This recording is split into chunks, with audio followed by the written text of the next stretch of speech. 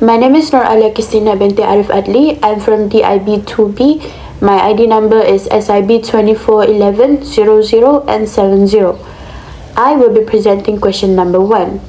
So based on the question, you may ask, what is inflation? So inflation is defined as a sustained increase in the general price level of goods and services in an economy over a period of time. So basically, inflation is when your money doesn't stretch as much. Take for example, you might buy a regular Ramly burger for 3 ringgit today. Next year, it might goes up to 4 ringgit. It's basically sums up what inflation is. So there are 3 main types of inflation: demand pull inflation, cost push inflation, and monetary inflation. Demand pull inflation happens when demand exceeds the supply of goods and services in an economy. This excess demand put upward pressure on prices that somehow leads to an increase in inflation. For example, during COVID-19 pandemic in Malaysia, the government has allowed its contributors of Employees Provident Fund (EPF) to withdraw up to 10,000 ringgit in order to lighten their burden, those households that were impacted by the pandemic. This leads to increased consumer expenditure power as that surge of money entered the household, and some sectors that experience this demand for inflation as housing and essential goods. Next up is cost push inflation. It happens when we experience rising prices due to higher cost of production, raw materials, and higher taxes.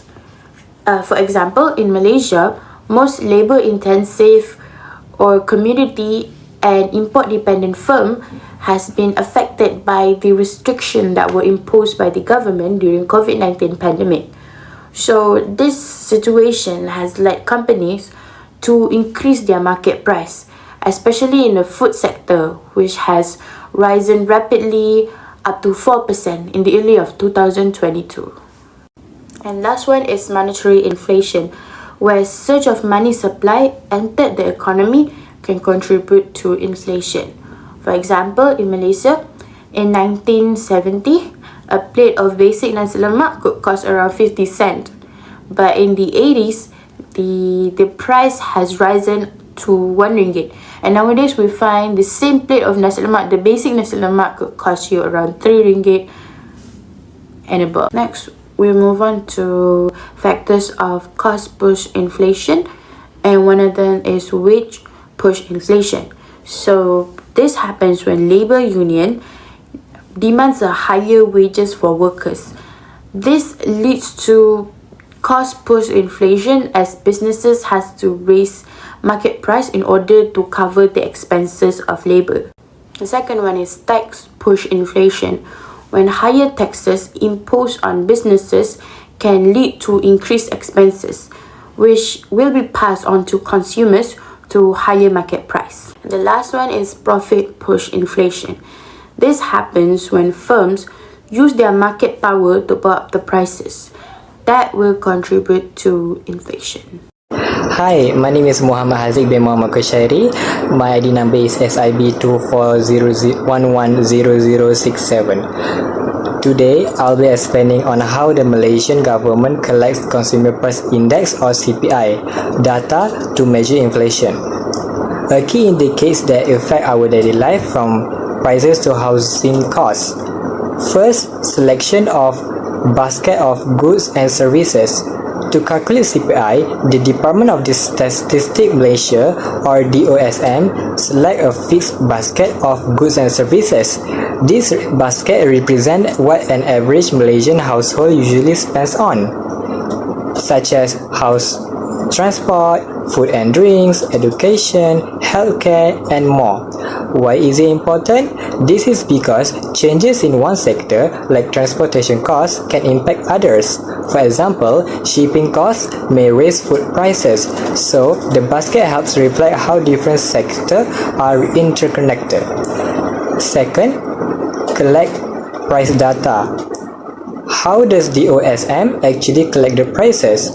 Field officers are sent out regularly in monthly, weekly, or quarterly to gather price data across urban and rural areas of Malaysia.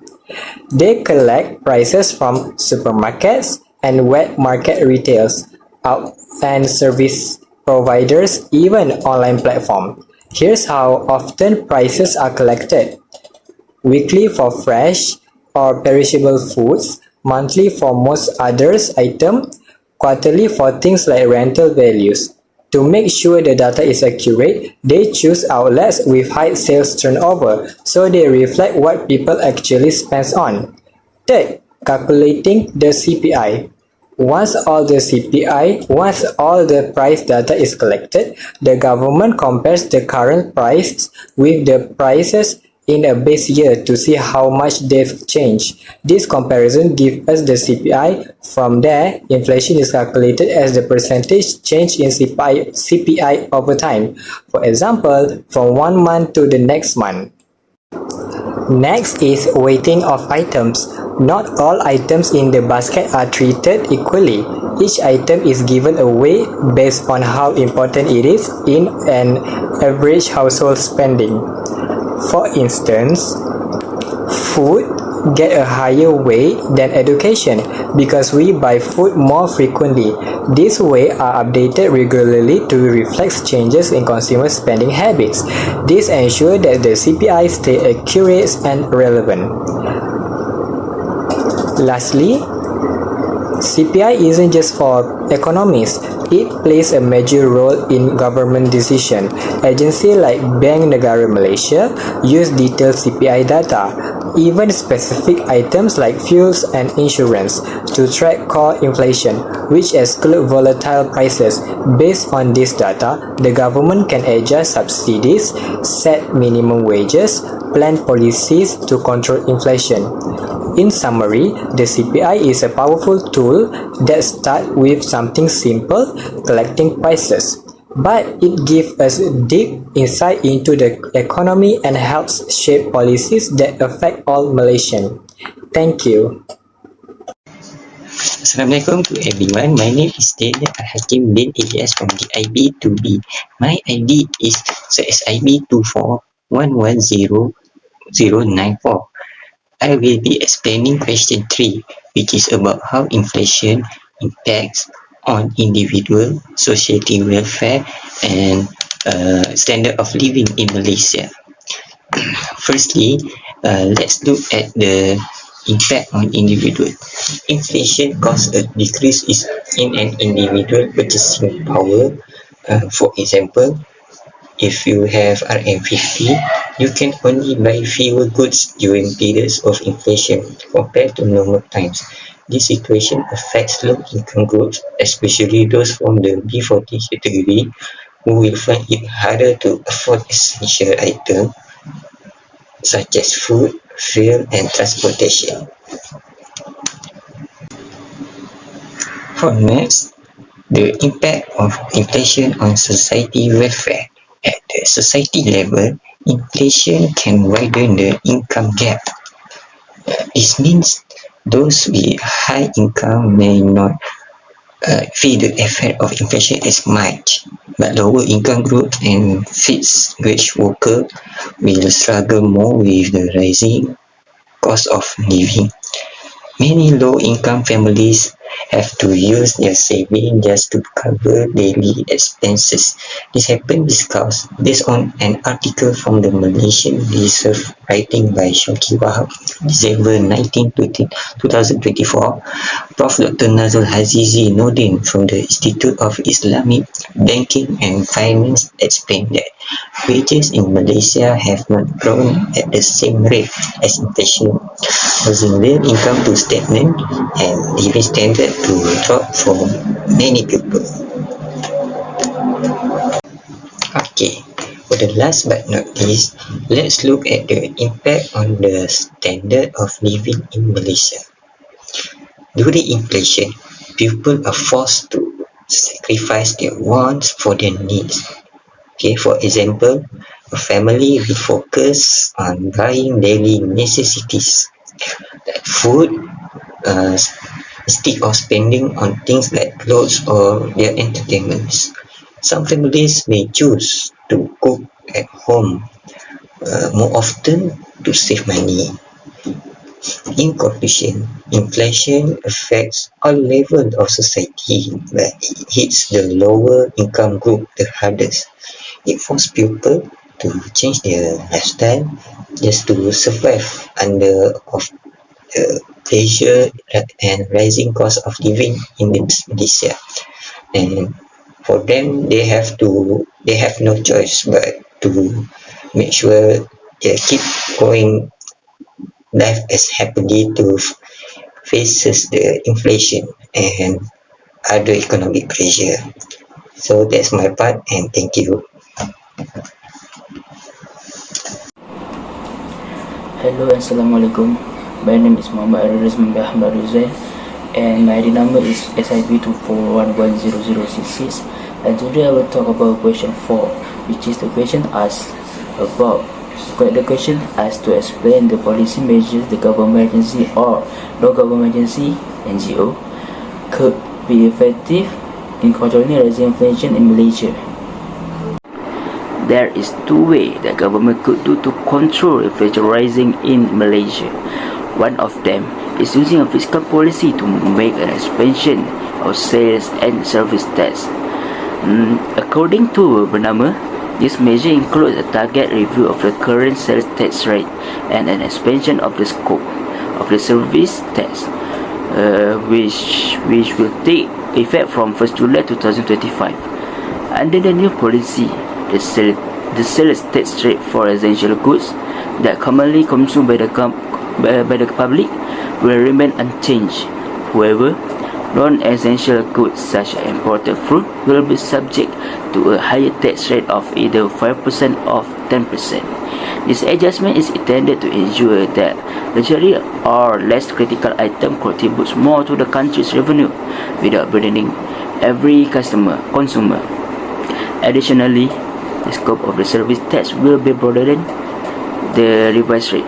The revised rate, which will range between 6% and 8%, will not apply to a wider range of services including rental and leasing, construction, and private healthcare. This extension reflects that government aim to align the tax system with the growing service sector in the economy. According to projection from the Ministry of Finance, the change in the SST structure are expected to generate an additional RM5 billion in 2025 and potentially up to 10 billion in 2026. This increase in revenue will support effort to reduce Malaysia's fiscal deficit from 4.8 to 3.8 of GDP. Now, let's move on to the second policy instrument used by the government to control inflation by using monetary policy to maintain an overnight policy rate or OPR. BNM plays a central role in maintaining price stability in country. Since May 2023, BNM has maintained the OPR at 3%, and this policy is expected to continue until at least May 2025. The OPR directly affects interest rate on loans and financing. When the OPR increases, borrowing becomes more expensive for both business and individuals. This leads to reduced consumer spending and investment, which helps to cool down the inflation. In addition to the OPR, BNM also used other tools such as statutory reserve requirement or SRR. In May 2025, BNM lowered the SRR by 100 basis points, injecting around RM19 billion into the financial system. This move reflects BNM's evolving strategy to actively manage liquidity while keeping inflation expectations anchored and supporting economic growth. As for NGO, they don't directly control inflation in Malaysia, but they still play an important role in reducing the impact of it. NGO usually do a lot of things. One of them is make a campaign in budgeting and financial literacy. They contribute by educating the public on smart financial practice, by improving financial awareness. They help individuals make informed decisions, avoid unnecessary debt, and better manage the rising cost of living, which can indirectly ease demand-driven inflationary pressure.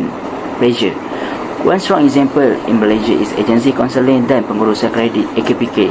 This NGO provide financial education, debt management service, and personal budgeting support to the public. One of their notable initiative is the Bijak Wang campaign, also known as Smart Money, which is aimed at promoting financial literacy. This campaign is conducted nationally in collaboration with the Ministry of Education and financial institutions such as Maybank. The program equips individuals, especially students and young adults, with the knowledge and skill needed to plan their spending, manage borrowing wisely, and prepare for economic uncertainties. Through such initiative, NGOs like AKPK positively influence consumer behavior, reduce unnecessary spending, and promote better financial planning.